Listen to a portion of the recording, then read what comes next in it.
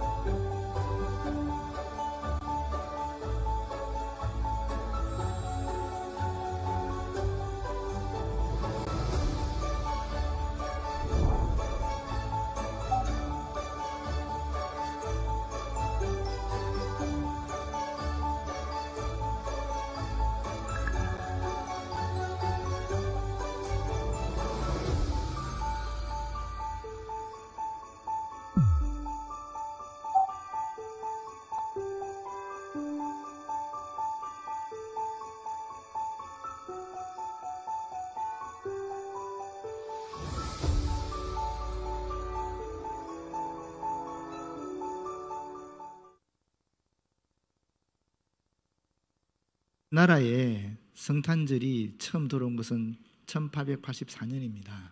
물론 그때는 국경일이 아니었겠지요. 그러나 그렇게 소개가 된 것입니다. 선교사들을 통해서. 그리고 1880년 독립신문을 통해서는 이 12월 25일을 구주나신 날이니 휴무일로 지켰으면 좋겠다라고 신문이 게재가 된 것입니다. 그리고 1945년 12월 25일이 처음으로 우리나라에서 국경일로 크리스마스로 지켜졌습니다. 왜냐하면 해방 이후에 미 군정이 들어왔기 때문에 그동안 일제시대에 있었던 모든 국경일과 축제일은 다 폐기시키고 새롭게 국경일을 선포했는데, 그때 처음으로 크리스마스가 사실은 관공서의 휴무일로, 공휴일로 선포가 됐었습니다. 그러다가 1948년 8월 15일에 대한민국 정부가 수립되면서 1949년 12월 25일에 처음으로 국경일로 대한민국에서 크리스마스가 정해진 것입니다. 사실 우리나라의 크리스마스가 그러면 약 140년의 역사를 가지고 있다고 볼 수 있어요.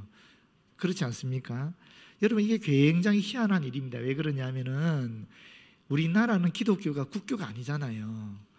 국교인 곳에서 성탄절을 공휴일로 지내는 것이지 국교가 아닌 곳에서는 거의 그렇게 안 하거든요.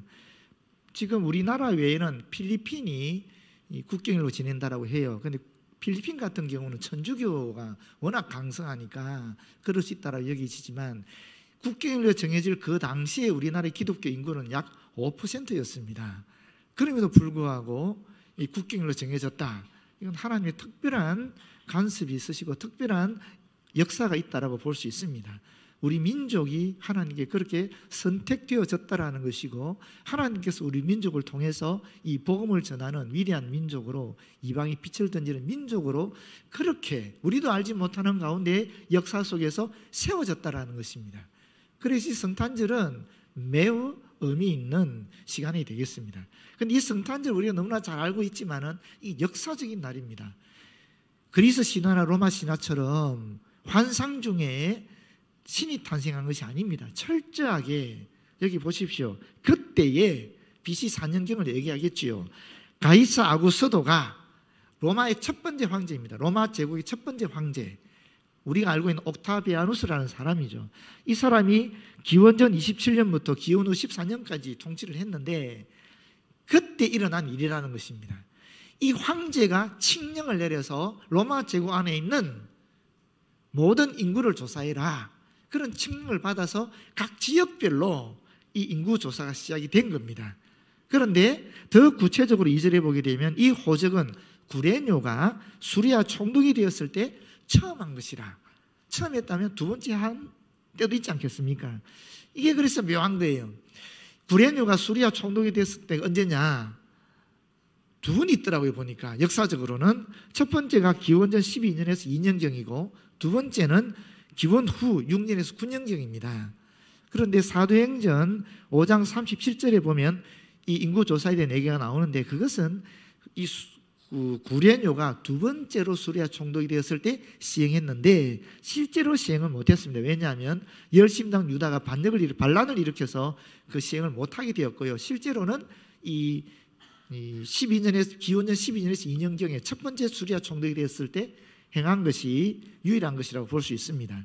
그래서 예수님의 탄생이라는 것은 단순히 신화적으로 온 것이 아니라 철저하게 역사적으로 성령을 통해서 어떻게 마리아에게 임재한 그 성령을 통해서 마리아의 배를 통해서 태어났다라는 것입니다.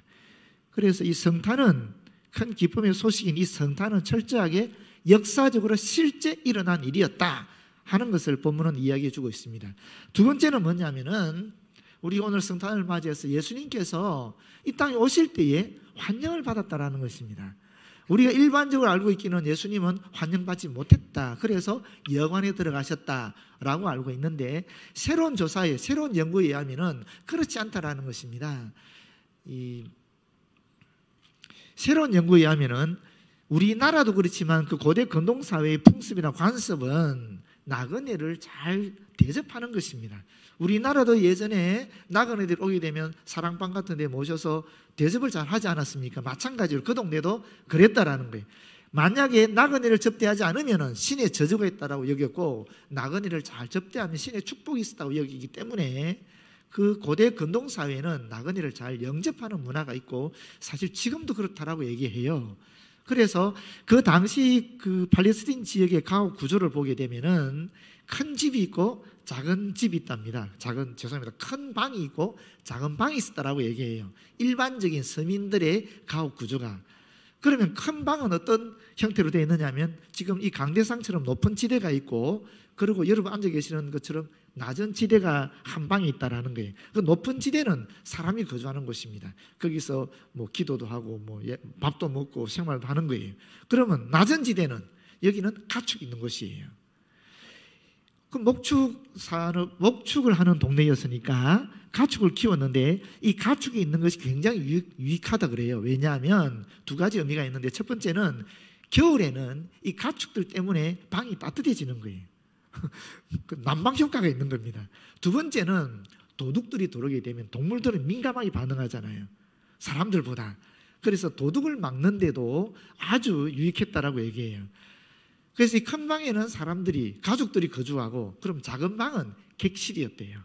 나그네들 영접하는 우리나라의 사랑방 같은 그런 역할을 했다라는 거예요. 그런데 예수님이 태어날 때 마리아가 만삭한 상태에서 베들레헴 오지 않았습니까? 그때 이 주인집에서 주인 남자는 이 객실로 가고 이 만삭이 된 여인을 자기 큰 방으로 넣었다는 겁니다. 물론 거기는 주인집 여자들이 거주하고 아래 가축이 있는 곳에 예수님 가족이 들어가셨다라는 겁니다.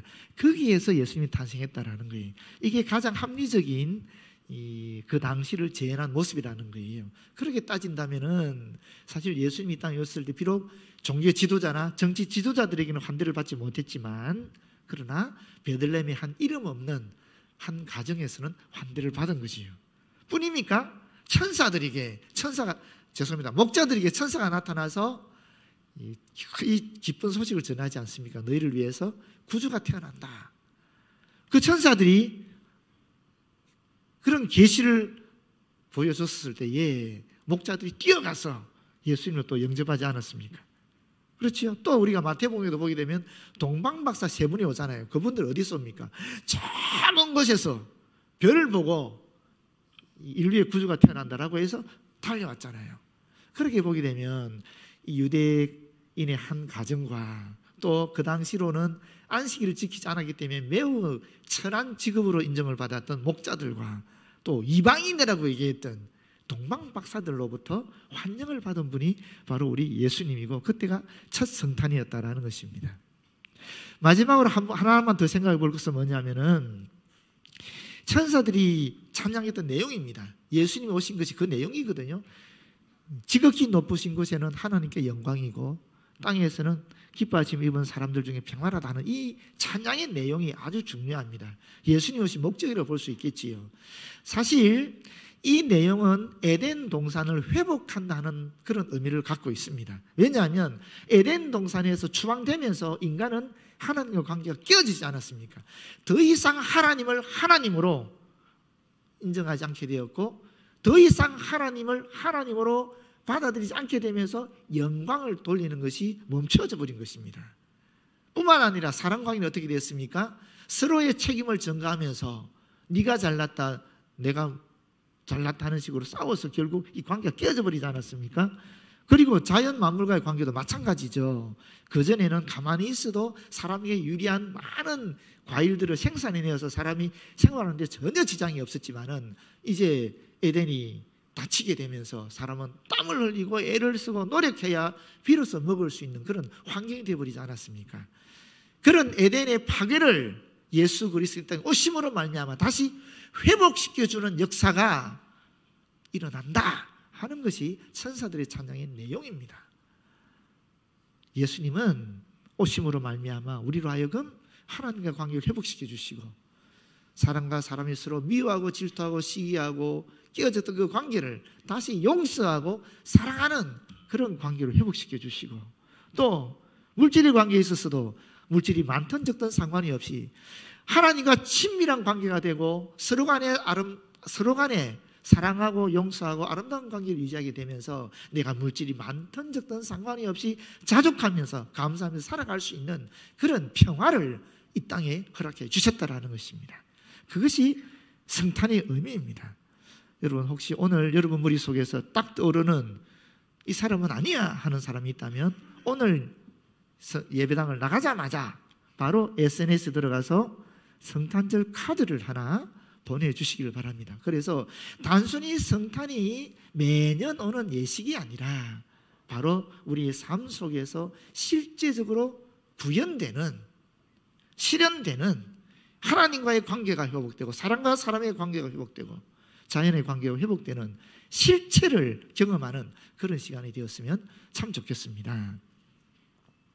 끝으로 오늘 우리가 참 좋은 시간인 것 같아요. 성탄도 축구하고 또 우리 아이들이 나와서 또 기쁨을 나누고 게다가 오늘 우리 은퇴식까지 있지 않습니까?